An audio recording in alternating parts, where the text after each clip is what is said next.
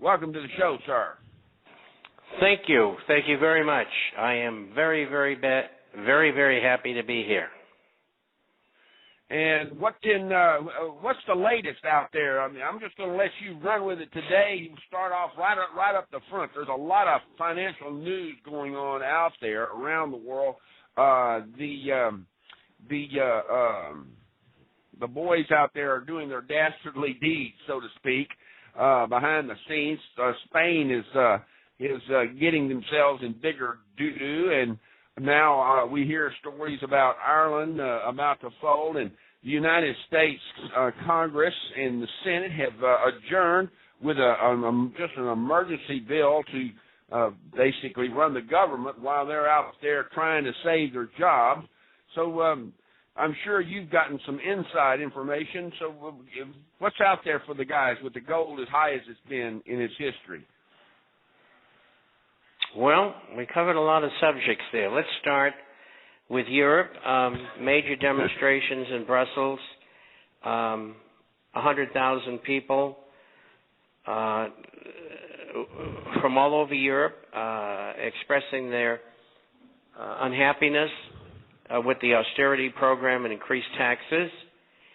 Ireland had to get another loan from the Bank of England. It looks like the Anglo-Irish Bank is broke, biggest bank in the country, in Ireland.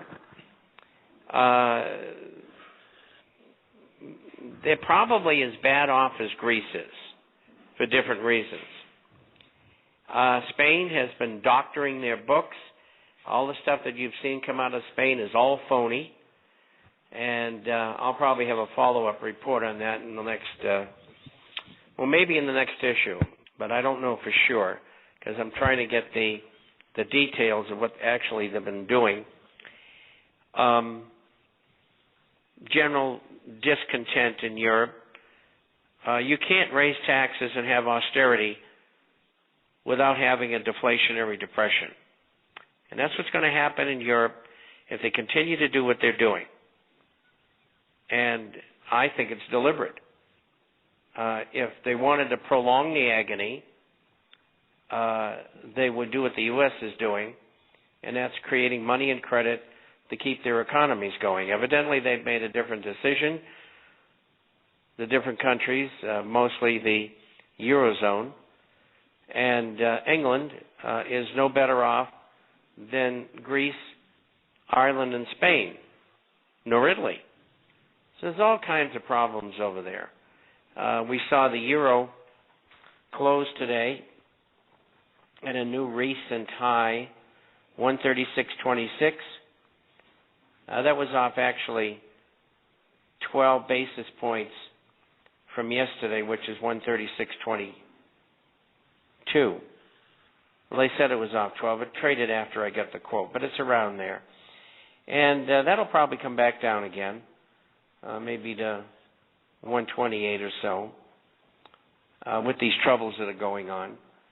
The USDX closed today at 78.76, and that was actually up two pennies from yesterday's close. Not much change. We'll get to gold and silver in a minute. The plethora of what they're going to try to pass between the 5th of November and probably the end of the year is astronomical.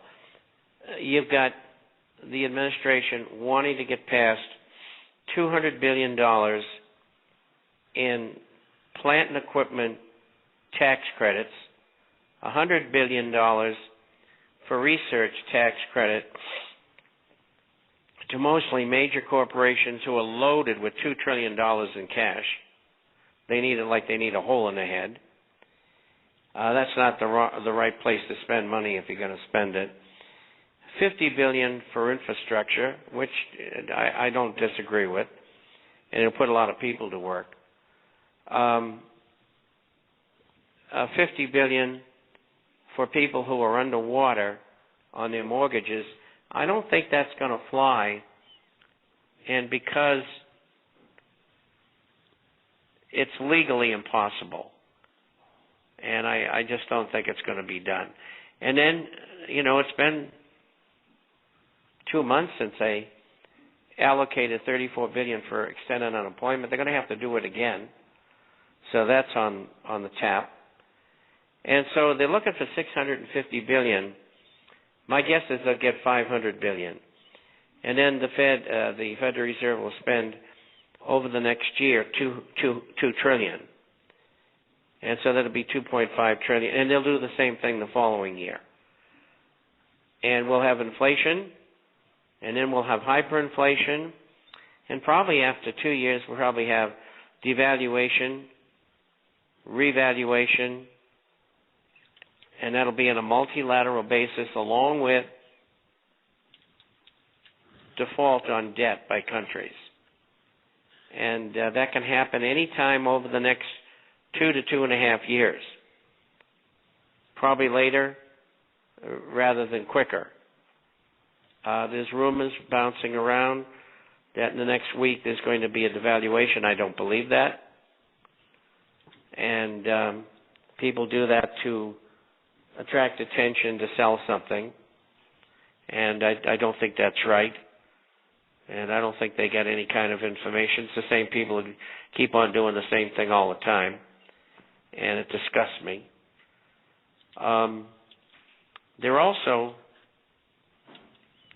would like to get a 1% tax on all financial transactions, including ATM credit and debit card transactions. I don't think they have a ghost of a chance of passing that. They probably will, on December the 1st, discuss the outcome of the meetings at the Labor Department on stealing your retirement, if you have private retirement, and giving you a guaranteed government annuity. My guess is that's something that will be presented over the next 2 years. Will it get passed? I don't know. But if you have private retirement, I would think of taking part of it or all of it, paying the tax, and if you have a penalty, if you're under 59.5, to get it out of the clutches of the government, because they need that $6 trillion that's in there to guarantee the Chinese and others that they're going to pay them back the money that they owe them in the form of bonds. I mean, what's going on is absolutely beyond belief. We announced on this program over 2 months ago, I think it was the first or second week of July, that's about 10 weeks ago, that there would be quantitative easing. It already had begun, and I didn't know it. And they're doing it through the repo market, which I'm not going to explain here because it's too complicated. But the bottom line is the Fed makes money up out of thin air and shoves it into the bond market. And the bonds are sold by banks. The banks then give the money, lend the money to the 18 market makers who are instructed by the Federal Reserve which market they're going to rig that day or in the coming days. I mean, that's the way your government's being run, if you can believe that. And it's been going on for a long time. Silver and gold. Today was a constructive day for gold and silver. Gold spot closed down 70 cents. October, which is the next month, for spot, which will begin tomorrow, was off 40 cents. In the silver market, spot fell 14 cents to 21.79. And the next big outside month is December. It was off 16 cents in December. Gold traded as high as 13.16 and silver as high as 22.08. The lows for the day were 12.95 on gold and 21.54 on silver. So they both did quite well. There's more speculators entering the market. I can tell by the contracts. And tomorrow I'll have the short positions, and you can bet your bottom dollar they're still shorting the idiots. The short position in the shares is enormous, really enormous. And the gold and silver shares were off slightly today. The IMF sold 18.5 tons of gold in August. So far it's sold 106.8 tons, and they have a few months left of selling, and that's it. They have no more. There is no overhang. And Russia's been buying all of it. And I expect by the end of the year we'll see somewhere between 1450 and 1650. I would think that gold would move up to 1350 here and back and fill a little bit, so we're talking about another $50.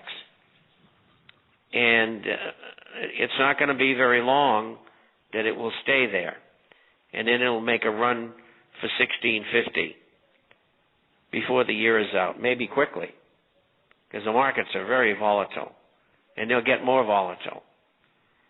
By March, if we get to, say, 1600, we've got a shot at 2300.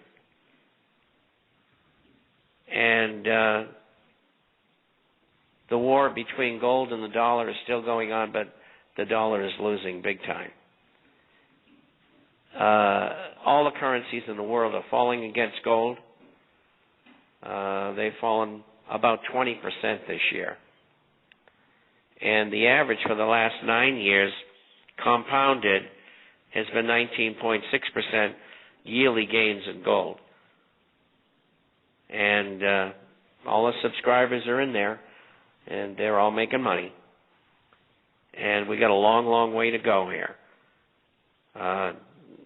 Some people are calling for $5,000 an ounce, some $6,000, some $7,700, some $10,000, some $12,000.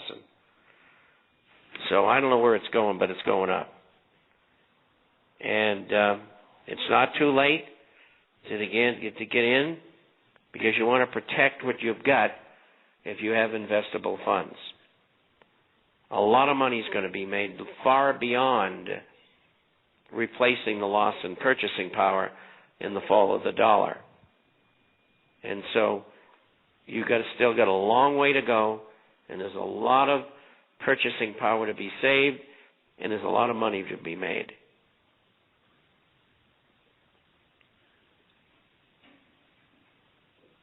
And even if you're getting in with where it is right now. Oh, I'm a buyer all the time. I don't even look at the price. I just keep on buying. Mm. And ladies and gentlemen, this man has been on point so much that where are you going to go? You're going to listen to all these other naysayers out there and buy stocks that's not going to be worth a penny? Remember that. There's only one safe solution. Gold, silver, ammunition, food. And a water filter. Those of you that want to go out and buy a house, and water filter. And those of you that want to go out and buy a house right now, you don't want to buy a house. You want to rent. If you don't already own your house outright, rent. House values are falling left and right. Mr. Chapman, I noticed that interest rates for homes in the United States is down to 4% or less, depending on what value you're buying. I'm a real estate broker. I can't believe that interest rates are below what they are right now, and yet people aren't buying houses. Do you have any reason why people that are out there losing their houses? That bought their homes a number of years ago. Do you have any advice for those people what to do when they owe more on the house than the house value is? You got to walk away.